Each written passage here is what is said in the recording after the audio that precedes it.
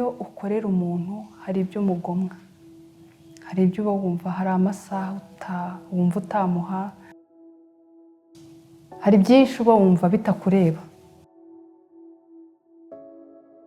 Gitangira ntago ngo numvaga umukiriya yambwira nabi cyangwa se umutayeri yambwire nabi.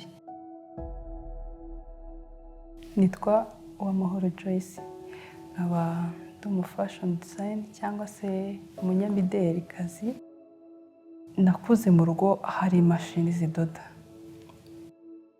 nakuze mu rugo mbona badoda. Mukuru wanjye yaradodaga, niwe mukuru iwacu, ndetse na mama rimwe na rimwe akadoda nk'imyenda yacitse mu rugo. Ntabwo babikoraga nk'umwuga, ahubwo babikoraga nyine niyo cyane nk'igikoresho kiri mu rugo cyafasha n'ubundi famiye.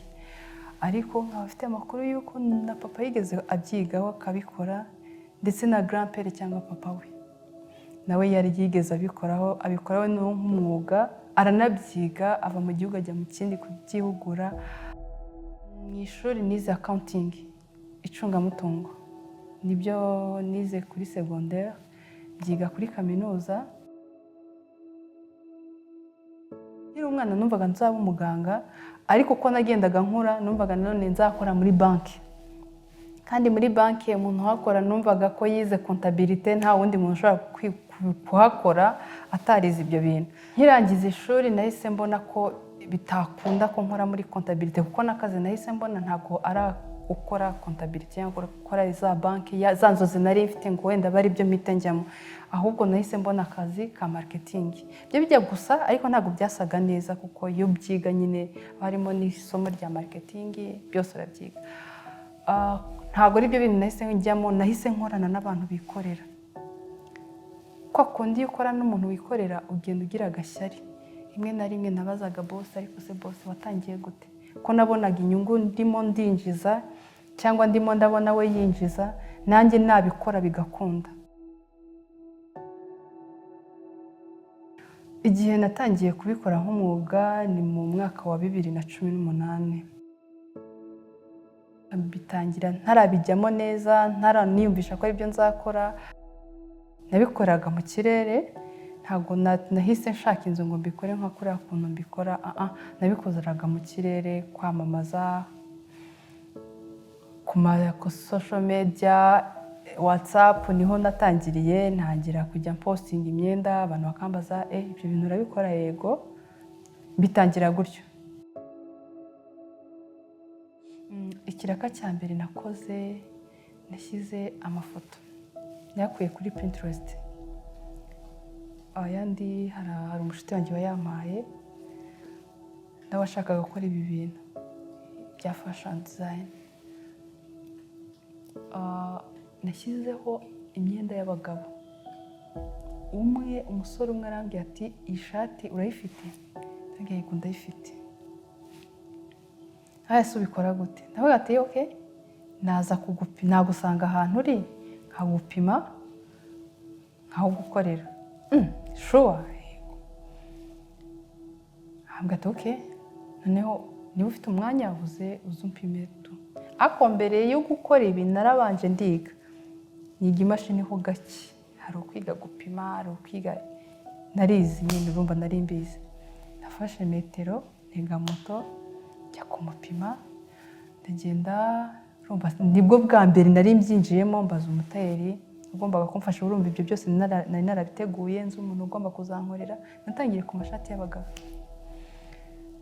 Ndamubaza, ndagura metero, ndagenda ndamupima, aratungurwa. Ya mutipe dusengana, ati uzayidoda? Nzayidoda. Nase uzayima ryari? Hari kuwa kabiri. Nawe nzayiguha kuwa gatanu. Okay, sawa. Ndagenda umutayeri amfasha kugura tise, ndamwishyura, yari yampaye avance. Ishati ya mbere ndayimujyanira, irakunda, arayikunda cyane. Ubwo urumva iyo shati yakunzwe n'abantu barenga nka 7. Ndayikora pe, ndayidoda.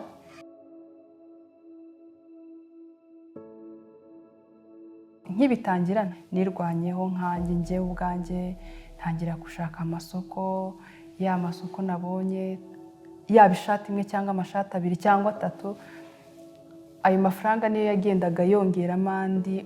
Hano haje umukiriya, habonetse undi, amafaranga akaza abyara andi, abyara andi, birigeraho birakura. Ntangira kujya mbona ikiraka cy'abantu 5, ntangira kujya nambika, wenda tuvuge abantu bakanga ati hari ikiro dufite, ese wazatwambika imyenda ingana gutya na gutya. Nkabikora, byari bigoye ariko nkabikora, ariko ntabwo byari bigoye cyane kubera ko iyo umukiriya agiye gukoresha agusigira avance. Amafaranga ashobora kuvamo igitambaro, agahemba wenda n'umukozi wabikoze, cyangwa se ntibivemo byose, ariko nibura bikaba byafasha, nibura ukabona ibikoresho by'ibanze. Icyizere cyo nari nkifitiye kubera ko ibyo natangaga abakiriya barabikundaga. Niyo byabaga byapfuye naravugaga ngo nuko ntarabimenya. Iyo utangira nyine ni nko kwiga, narigaga ko nubuzi gutandukanya tisi, nubuzi gutandukanya urudodo, yewe na metero ntubuzi kuyigura. Byose nyine iyo bitangira ugenda ubyiga. Mu kwiga rero hari ibyo wica, hari n'ibyo ukora neza. Numvaga afite imbaraga no kuba abantu benshi baza bakansaba bya bintu nkora. Jisi nshaka ikote, nshaka ishati, ejo kambwira ati nkeneye 3, nkeneye 4. Ibyo byanteraga imbaraga cyane, ariko nyine hari n'abaguca intege akumva atakoreshaho wenda nk'inshuti zawe, akenshi ntabwo baba babyumva. Biriya bintu usabikora gute ntabyo azi, kuko ababonaga mbikora mu kirere ntabwo babyumvishaga. Hari abavugaga ngo ndi umukomisiyoneri, ariko iyo ukunda ikintu ntabwo wumva wihebye cyane, wumva ufite courage, kubera ko hari abandi baba bakubwira ati komerezaho bizaza. Challenge nahuye nazo nizo gusobanukirwa tisi y'abagabo ni iyihe, tisi y'abagore ni iyihe. Uriya mutayeri yisipesiyalije mu myenda y'abahe bantu. Ibyo byose nyine byagiye bingoramo gake, ariko kwa kuntu ugenda ubitindamo ugenda ubimenya. Ubu nyine n'abandi barakubwira kana kazi kudoda, kana kazi kudoda. So iyo utarabimenya uvuga se mana yanjye iri kote ndariha ndaridode, ese umukiriya ndamugurira iyihe tisi, kugira ngo noneho namenye unabone n'umuntu ukubwira ngo iyi tisi ni nziza kurutiye. Uwo mwanya uboneke wo kubigusobanurira nabyo byari bigoye. Gitangira kano kazi nahise mbona training za tourism ndazikora, zikora ibyumweru 2. Ntabwo nabaga i Kigali, ariko uko nazikoraga nubwo nari mfite ibindi bintu ntagetinga ko ndi bubikore nko nyine nk'ibi ndimo bya fashion, ariko numvaga ntabyizeye neza. N'ubundi naradepozaga, nari naradepoje internship muri Rwanda Revenue, kuko ndi nyine urumva nta kazi nari mfite, nagombaga kubona nibura occupation izajya imana nibura udufaranga duke. Icyo gihe nari naradepoje, nkirangiza training ngeze i Kigali bahise bampamagara. Icyo gihe baduhamagaye turi benshi, ariko bampamagara n'ubundi muri bya bindi bya fashion. Ariko nubwo nabikoraga gutyo nari mfite clientele pe, nari mfite clientele. Ndavuga sobo ndiye muri Rwanda Revenue cyangwa nkomeze mbe muri ibi bintu. Ningenda nabaga ntarafata inzu, ningenda ibintu byanjye birapfa burundu.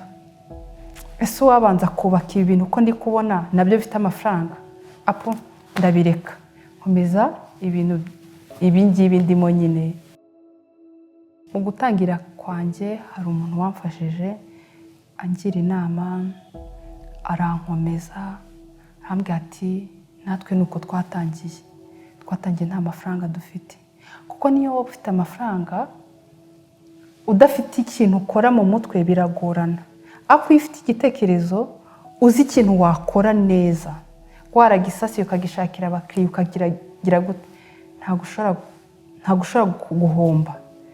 Ikintu yamfashije yambwiye ati niba ufite clientele jya mbere natwe tuzagufasha. Nuko twatangiye dutangira gucuruza ibi, twatangiye gutya nta mafaranga twari dufite. Amafaranga agiye aza nyine kubera abakiriya bacu. Nawe courage, komera usenge ibintu byawe urabikunda. Nagiraga courage pe, nagendaga niruka, nta muntu utanzi. kubera ukuntu nagendaga agasakame karimo amatise karimo iki ewana kwa kungira inama kwa kumba hafi jo bigeze he ni umuntu twamenyaniye mu kazi.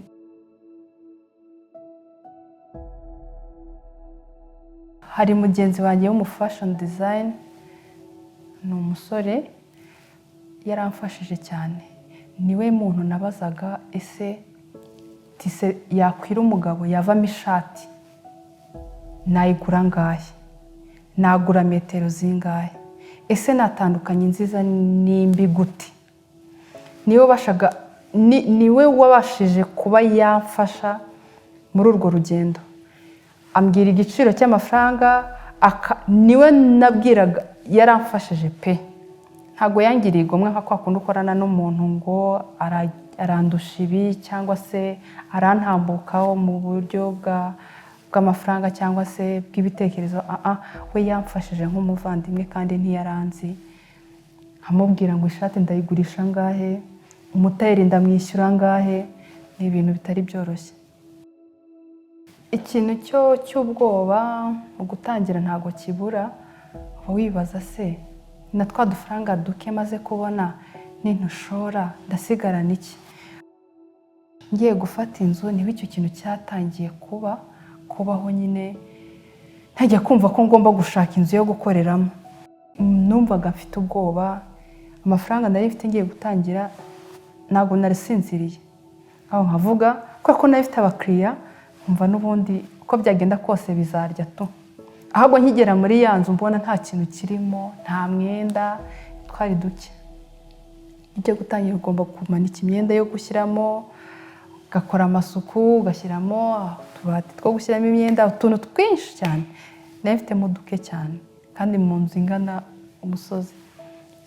Numvaga mfite ubwoba, ariko hamwe no gusenga, hamwe na bwa butwari uba ufite nyine bwo kumva wakora cya kintu, ikintu cyose iyo ugikunda uragikora kiremera pe. Ntabwo uhangayika cyane iyo ubikunda. Nafite courage, n'abantu baramenya ndiyamamaza, ewana inshuti abo dusengana, ewana nkora imipira ndabahereza, turambara turamamaza. Naba nzi ko hari ahantu hari bujye abantu benshi, ngakora igishoboka cyose ko ndi buhave bamenya ikintu nkoze. Igihe byamfashe kugira ngo mbone ko hari aho mvuye maze kugera, byamfashe nk'amezi 8. Byafashe amezi menshi kubera ko nabikoraga n'ubundi nkigahiga n'utundi tuntu. Buryo handi nabonaga nakaraka nkaba nagakora, ako n'ubundi nabyo mbikora. Byamfashe nk'amezi hagati ya 6 n'8 nibwo natangiye kubona ko hari umusaruro umaze kuboneka muri bya bindi nkora, nibura wamfasha gutangira. Ntabwo wari myinshi pe, wari muke bishoboka, ariko numvaga mfite icyizere ko ntangiye burya byanakunda. Igihe byamfashe kugira ngo mbone ubwo bumenyi bwo gukora bya bindi, muri ya mezi 8 umaze gusobanukirwa nibura umuntu yakubwira ngo tisi y'abagore zitwa gute, ubwoko bwiza wabwita gute. Abateri tugira amaterme atandukanye, buryo kintu wenda tise hari amaprado tuzitira imodoka, hari Vigo hari Vigo, hari Range Rover, zose zigira amoko. Kuryo ukibibwira umutayeri agahita byumva. Muri ayo mezi 8 byose nimaze kubimenya. Zose ni z'abagore ariko zigenda zirutanwa gutya. Ese yapfa gute? Ese n'ubwigura make ariko hari bazitatera. Hari izipfuka. Hari izo ushobora kunyuzamo urudodo wakongera guhambura bigapfa. Kandi wenda ari iguze menshi kuruta ya Prado. Ubwiyo akaba ari Vigo cyangwa V8. Nuko nyine tubigenza. Muri ayo mezi 8 rero utwo tuntu nibwo nagiye natangira kutumenya. Abana bashyize umutayeri, wanzaniye Prado ingana gutya na gutya, metero n'izi. Nibwo natangiye kumenya ngo umuntu ungana nanjye yakwambara metero zingahe. Nibwo natangiye kuvuga ngo tisi y'abagabo yavamo ikote ryiza, nibwo natangiye kujya mbisobanukirwamo gake.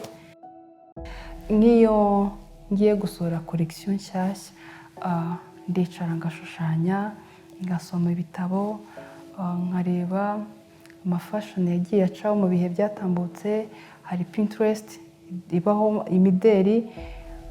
Ibyo byose bimfasha kuba nabasha kumenya ikintu ngewe ubwanjye nakwambara cyangwa se nahanga uyu mwanya cyangwa n'ejo hazaza. Bituma ngira courage zo kuba nakora ibishya, nahanga. Ikintu nigomwe kugira ngo ntere imbere, nigomwe ama-event runaka atari ngombwa, kuko ibintu nakoraga byasabaga umwanya uhagije, kansaba kubikurikirana mpari. Rumva iyo utangira nta nubwo uratekereza kuba wazana umukozi cyangwa ukoresha umukozi, uba wumva nyine ari ibintu utari kumva neza. So byansabye umwanya uhagije wo kuba mu bintu byanjye. Ubwo urumva inshuti zarambuze, na famiye zirambura. Ibyo ni ibintu byinshi ubona uvuga ngo ese iki ari ugukora iki n'iki nkora ikihe. Ugasanga akazi niko kihutirwa. Yego akazi ntabwo kaguca ku nshuti, ariko nanone nabo bareba igikuru cyakorwa. Ese ni ikihe cyaza imbere, ni icyo kibanze nakora. Iyo ukora akazi nta muntu ushaka kukubureminga ngo yanze kwifatanya natwe kubera ko yari afite akazi. Ntawe. Umuntu usobanukiwe akazi, umuntu usobanukiwe gukora icyo ari cyo, nta muntu ushaka kukubureminga, aragushyigikira. So icyo rero cyaragoranyeho gake kugira abantu babanze babyakire muri bo, bambuze mu rugo ntubukigeyo nk'uko bikwiriye, uhora mu kazi nyine. Ikintu cyanteye imbaraga cyane cyansunikaga ni clientele nagiraga. Si ukukubeshya pe, n'uwo wabaza dukorana, nagize clientele nk'umuntu umaze nk'imyaka 7 akora, usanzwe uzi ibintu. Kubera courage nagiraga, kandi ngitangira narabazaga cyane. Nubwo nabifiteho nosiyo, ako narabazaga. Icyo ntazi nkabaza, tise nziza ni iyihe. Icyo nabaga nabwiwe nicyo nabwiraga umukiriya, kandi ntabwo nabaga mubeshya pe. Inama nagiriwe yamfashije nkinagenderaho ni ukutabeshya umukiriya. Iyo ubeshya umukiriya bituma kwanga, kuko ugomba kumwubakamo icyizere, kandi cya cyizere wamwubatsemo akakikubonamo. Niba ubwiye umukiriya ngo imyenda yawe izaboneka umunsi uyu n'uyu, ikaboneka koko. Niba umubwiye ngo nzakudodera tisi nziza, koko ukabimuhereza nk'uko yabishakaga, umukiriya ntaho ajya, akuzanira undi muntu. Ikindi kintu cyamfashije kugira abatayeri beza bazi ibyo bakora, nabyo byaramfashije. Iyo uhaye umuntu umwenda ari cyo kintu yize pe, ntacyo umwenda uba. Ariko iyo uhaye undi muntu urengera amafaranga uri bumuhembe kubera ko ari make, ari buguca amafaranga make, icyo gihe uko byagenda kose umwenda urapfa. Ahubwo icyizere cyubaka hamwe n'umukiriya ndetse n'ukoresha.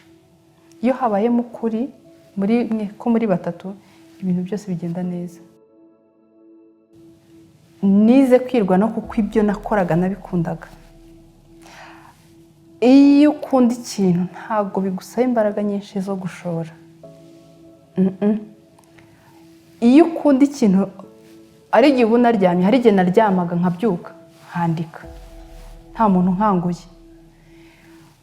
Naba ndimo ndagenda, tuvuge wenda ngiye nk'Ikagugu, tise zikanga, hari umukiriya ntigeze ngurira tise, ngasubira inyuma nkajya kugura ya tise. Uko nkahora muri bya bintu, uko birimo ni kuri kwirwanaho. Uri kubikora nk'ibintu ukunda, ariko nanone uri kwirwanaho, kuko ndimo ndirinda kudaseva umukiriya, ndimo ndirinda kumuhemukira. Biramfasha ngewe ubwanjye, ariko biramfasha no mu kazi. Ikintu nakuye mu kwikorera bitandukanye no kuba wakorera umuntu.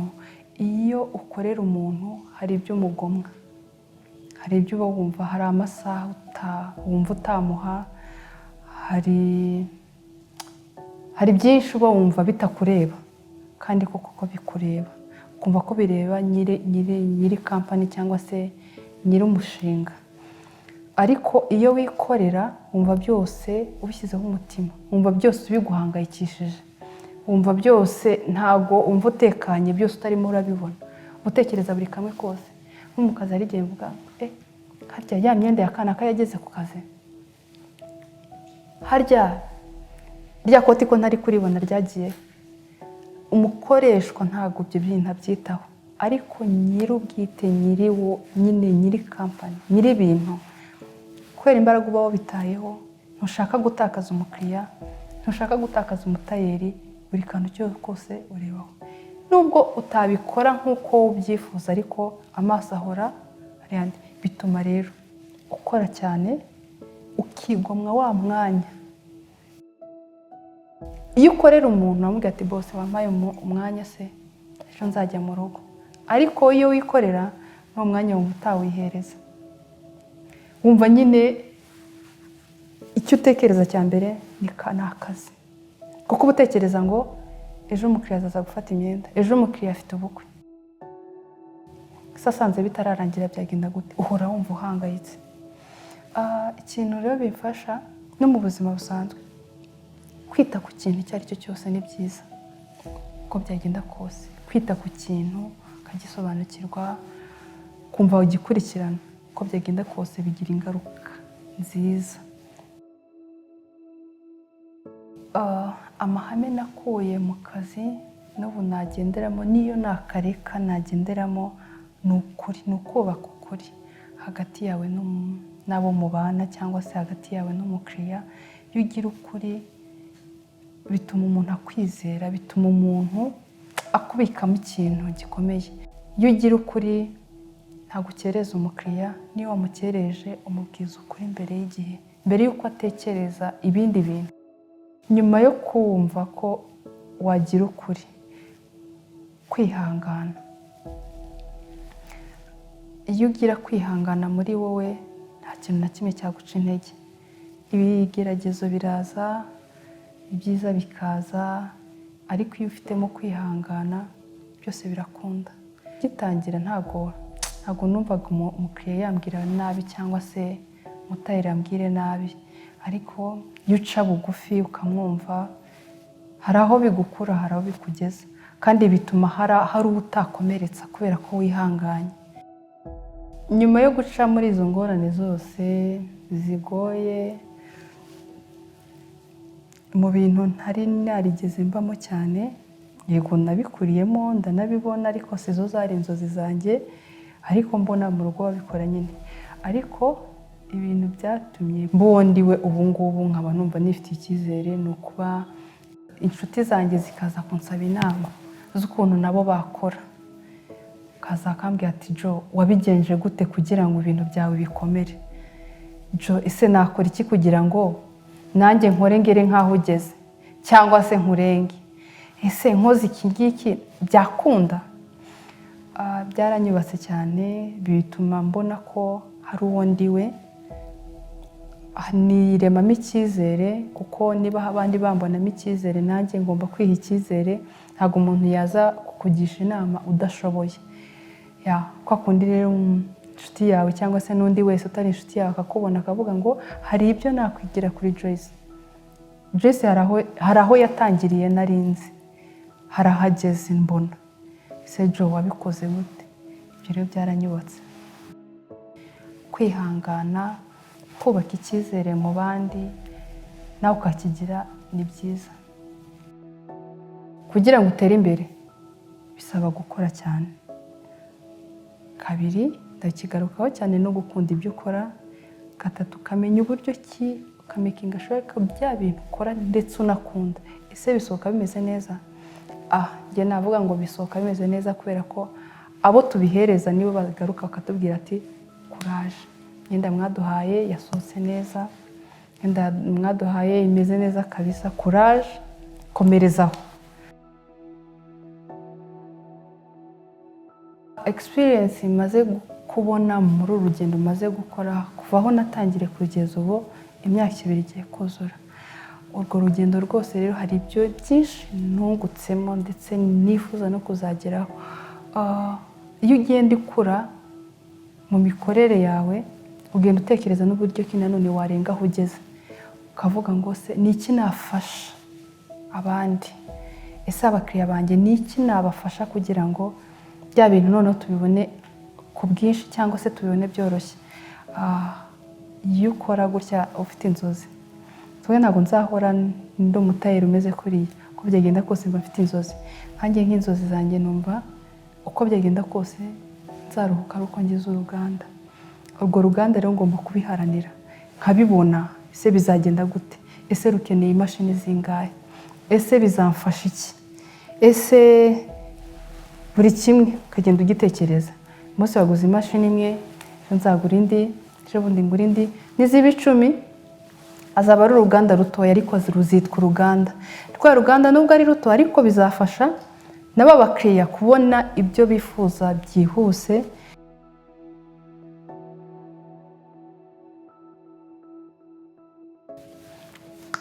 Ikintu kintungura cyane muri ibi bintu dukora cyangwa se umwuga dukora ubudozi, ubona ko abantu bahinduye imyumvire mu buryo muri rusange. Nk'abanyarwanda, uburyo ki twitabiriye imyenda ya made in Rwanda n'uburyo ki abanyarwanda bayikunze byagiye bintungura cyane. Usanga umuntu ahambere wasangaga umudamu cyangwa se umukobwa w'umusirimu ubasha kuba yarimba yaraguraga cyangwa se agatumiza umwenda hanze.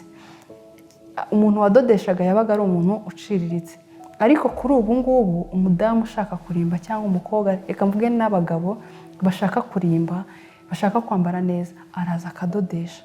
So ibyo rero ni ishema ku banyarwanda, kuri twe babikora ndetse n'ababyambara, kuko hari ikintu kigaragara ko hari imyumvire yahindutse cyane kuba abanyarwanda twakwambara ibyakorewe iwacu. Nk'abanyarwanda cyangwa se abanyamahanga baba hanze, cyangwa se hari abakiriya tugira baba muri Amerika, hari ababa Canada, hari ababa i Burayi, akaba yakumva yakwambara umwenda yatumije mu Rwanda, wakorewe mu Rwanda. So numva ari ikintu gikomeye kinini kinkomeza kuba hari aho nzava nkagera. Niyo umuntu yambara umwenda wanjye ariyo, mba numva ari ikintu gifite imbaraga cyane.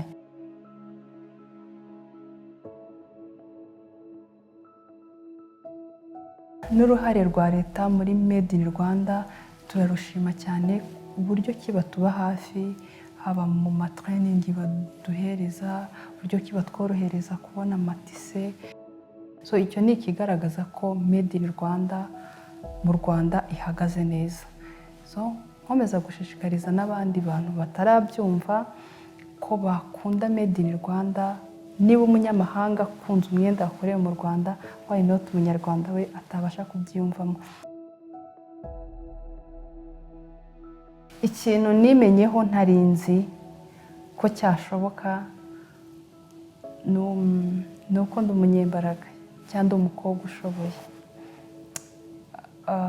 Kuba narakoze ibintu bigakunda, nta zindi mbaraga ku ruhande zari zihari, nta wundi muntu narebaga, nkabikora bigakunda ndetse bigakundwa n'abo turi kumwe ndetse no hirya yabo. Ni ikintu gikomeye cyane. Numvaga ko bitashoboka ariko birashoboka. Ni ikintu numva ari ishema kuri njyewe. Iyo ukora ikintu ushaka, iyo ubikunda ubikundisha n'abandi, birakorohera ko bikundisha abandi. Iyo ndimo ndabwira nk'umukiriya aje akambwira ati Jo, urabona nakwambara iki, ntabwo bingora kumubwira ngo wakwambara iki. Kubera ko mbikunda bimbamo, menye n'icyakubera, nkamenya uburyo ki nagufasha. Umuntu wese, umudamu wese, umukobwa wese arashoboye. Uko byagenda kose, iyo ufite ikintu ukunda iyo ugikoze kirakunda nacyo kikagukunda.